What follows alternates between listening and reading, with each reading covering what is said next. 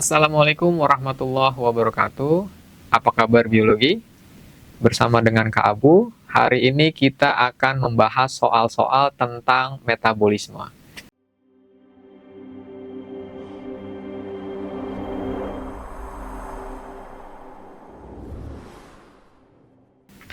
Baik teman-teman, kita lanjut di nomor 10, pernyataan yang salah dalam menjelaskan proses fotosintesis C3 adalah A. Daur kalvin dalam reaksi terang, B. Pengikatan CO2 dilakukan di mesofil, C. Pemecahan air melepas elektron, D. Pemanfaatan ATP dan NADPH dalam reaksi gelap, E. Perubahan senyawa dengan 3 atom unsur C menjadi glukosa. Nah, kita lihat teman-teman di sini untuk tanaman C3 ya, teman-teman ya. Jadi fotosintesis, kalau kita lihat macam tanaman dalam melakukan fotosintesis sebenarnya ada 3 ya teman-teman ya. Ada tanaman C3, tanaman C4, kemudian tanaman CAM gitu teman-teman. Nah, di sini dia mintanya tanaman C3 gitu ya. Kalau tanaman C3 misalnya kita ambil ciri-cirinya adalah tanaman yang hidup di iklim tropis gitu ya.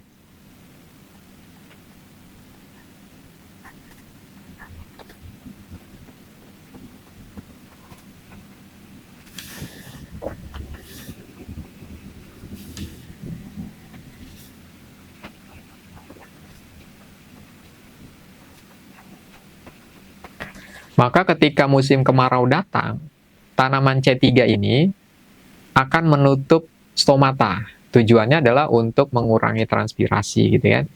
Jadi musim kemarau nih datang gitu ya. Nah, ketika dia tetap membuka stomata, maka penguapan akan tinggi terjadi, tanamannya bisa mati. Maka adaptasinya gimana? Adaptasinya ya udah stomatanya ditutup gitu ya. Saat musim kemarau,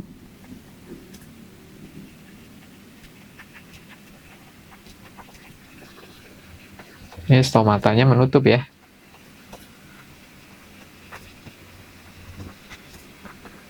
Nanti dampaknya apa nih? Dampak positifnya adalah transpirasinya berkurang.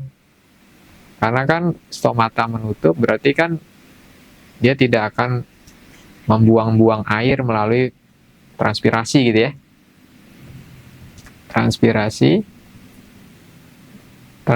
rendah gitu ya, atau berkurang. Tapi ternyata ada dampak negatif nih teman-teman. Ketika siang hari gitu kan, pada saat musim kemarau, maka cahaya matahari itu tetap ditangkap oleh klorofil pada membran tilakoid. Nah, terjadilah reaksi terang menghasilkan oksigen. Karena stomatanya menutup, oksigen nggak bisa keluar teman-teman dari daun nih. Sehingga di dalam sel daun itu banyak sekali oksigen. Sementara CO2 sebagai bahan baku dalam peristiwa reaksi gelap, itu tidak bisa masuk ke dalam daun karena stomatanya menutup.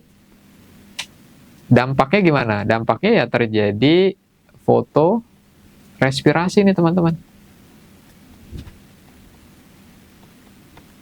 Nah, fotorespirasi itu berarti RUBP yang seharusnya berikatan dengan CO2, ini malah berikatan dengan oksigen gitu. Sehingga fotorespirasinya dia tinggi. Kenapa? Karena di dalam sel daun lebih banyak oksigen dibandingkan CO2. Oksigen nggak bisa keluar, CO2 nggak bisa masuk gitu teman-teman. Nah, ini dampak negatif. Kalau dampak positifnya ketika stomata menutup, transpirasinya rendah. Tapi dampak negatifnya, fotorespirasinya tinggi. Nah, fotorespirasi ini ternyata adalah peristiwa yang sangat merugikan nih teman-teman. Kenapa? Karena dia tidak bisa menghasilkan glukosa atau istilahnya fotosintesis jadi tidak terjadi gitu teman-teman.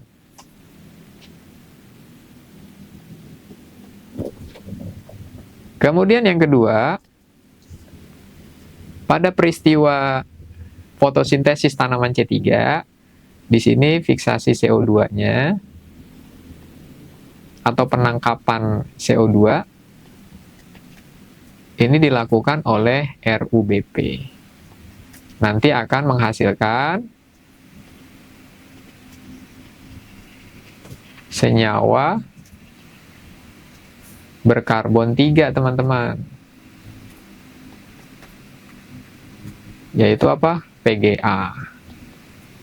Makanya disebut tanaman C3 karena pada saat reaksi gelap CO2 diikat oleh RuBP menghasilkan senyawa berkarbon 3 yaitu PGA. Contohnya apa? Contohnya ya tanaman pangan nih, pada padi gitu ya. Tanaman padi. Itulah kira-kira teman-teman mengenai ciri-ciri dari fotosintesis tanaman C3. Kemudian kita lihat berarti pilihannya di sini pernyataan yang salah nih teman-teman. Dia mintanya yang salah. Yang salah ternyata. Daur Calvin atau siklus Calvin atau reaksi gelap dalam reaksi terang. Oh, ini salah ya. Daur Calvin ini harusnya terjadi pada reaksi gelap. Kemudian pengikatan CO2 dilakukan di mesofil. Nah, ini kalau kita lihat, maka pada tanaman C3, ya ini terjadinya di mesofil. Mesofil itu apa sih? Mesofil itu adalah sel daun. Jadi pada sel daun itu banyak terdapat sel-sel yang mengandung kloroplas gitu ya. Jadi ini benar nih teman-teman ya.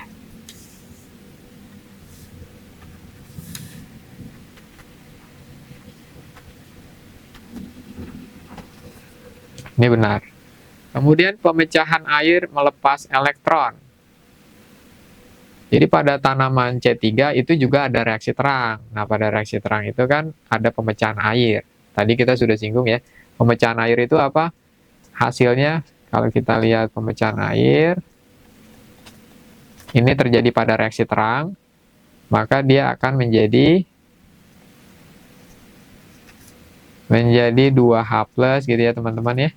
2 elektron, kemudian setengah oksigen. Jadi pemecahan air melepas elektron itu betul ya teman-teman ya.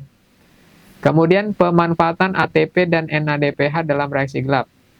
Jadi ATP dan NADPH ini dihasilkan pada peristiwa reaksi terang. Kemudian nanti digunakan dalam peristiwa reaksi gelap gitu ya. Ini juga betul ya teman-teman ya.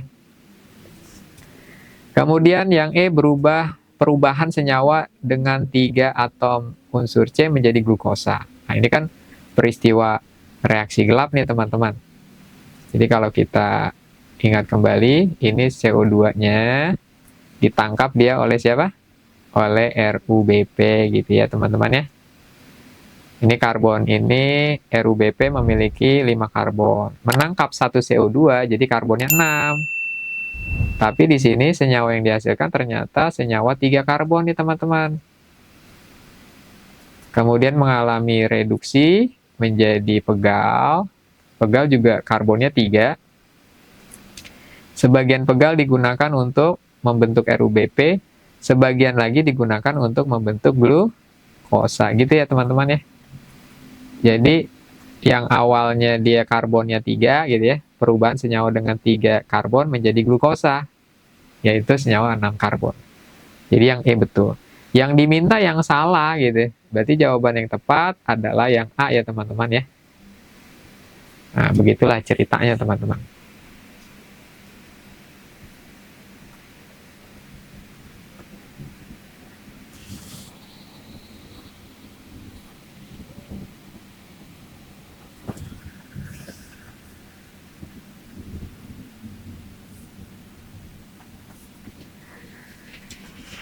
Kita lanjut teman-teman, nomor 11, pada membran tilakoid dapat ditemukan pilihan A, sitokrom oksidase, B, NADH dehidrogenase, C, PEP karboksilase, D, reseptor cahaya, E, RuBP.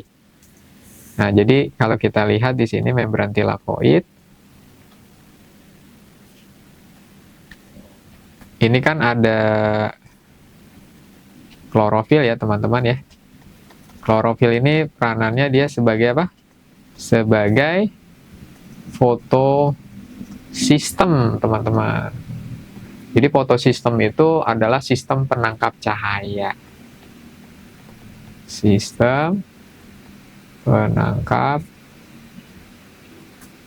cahaya. Oke, kalau kita lihat berarti di sini RuBP. Kalau RuBP gimana nih teman-teman ini?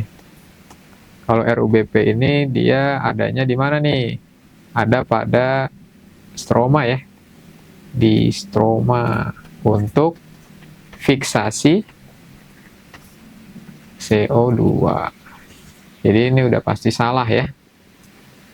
Ini udah pasti salah. Kemudian PEP karboksilase. Nah, ini juga kaitannya dia dengan CO2 juga nih. Udah pasti salah nih. Reseptor cahaya. Nah, ini kan ada di membran tilakoid, ada klorofil sebagai fotosistem ya. Sistem penangkap cahaya nih. Kemudian kita lihat reseptor cahaya. Nah, reseptor cahaya kalau kita lihat di sini kan membran tilakoid ada klorofil sebagai fotosistem, sistem penangkap cahaya. Jadi ini betul nih ya, teman-teman jawabannya ya. Kemudian kalau NADH, NADH ini kaitannya dengan peristiwa respirasi nih, teman-teman. Sitokrom oksidase juga ini kaitannya dengan peristiwa apa? Respirasi. Jadi jawaban yang tepat untuk nomor 11 adalah yang D, jadi reseptor cahaya.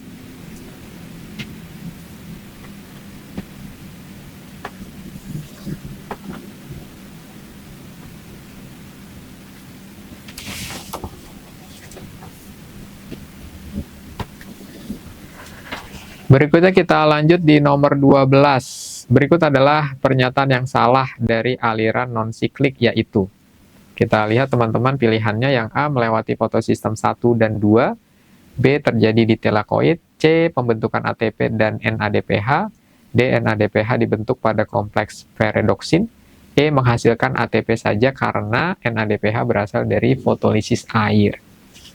Kita lihat ini kaitannya dengan peristiwa reaksi terang nih teman-teman nih. Ada aliran non-siklik ya. Jadi ada aliran non-siklik.